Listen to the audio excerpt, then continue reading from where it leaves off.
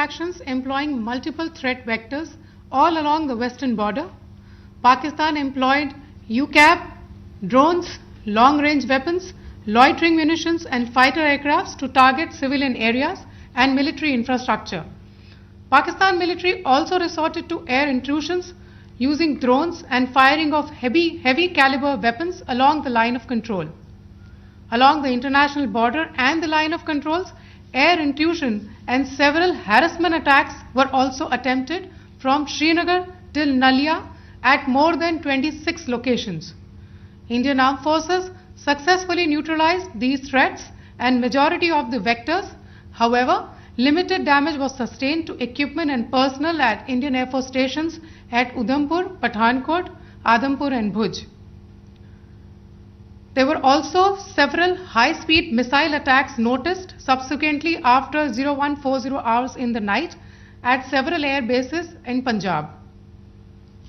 In a deplorable cowardly act, targeting of civilian infrastructure also had taken place, where Pakistan attacked the Medicare Center and school premises at the air bases of Srinagar, Avantipur and Udhampur, yet again displaying irresponsible targeting of our civilian infrastructure. In a swift and calibrated response, Indian Armed Forces carried out precision attacks only on identified military targets. These included technical infrastructure, command and control centers, radar sites and weapon storage areas. Pakistan military targets at Rafiqi, Murid, Chaklala, Rahim Yar Khan, Sukur and Chunya were engaged using air-launched precision weapons from our fighter aircraft. Radar site at Pasroor and Sialkot Aviation Base were also targeted using precision munitions. While carrying out these responses, India ensured minimum collateral damage.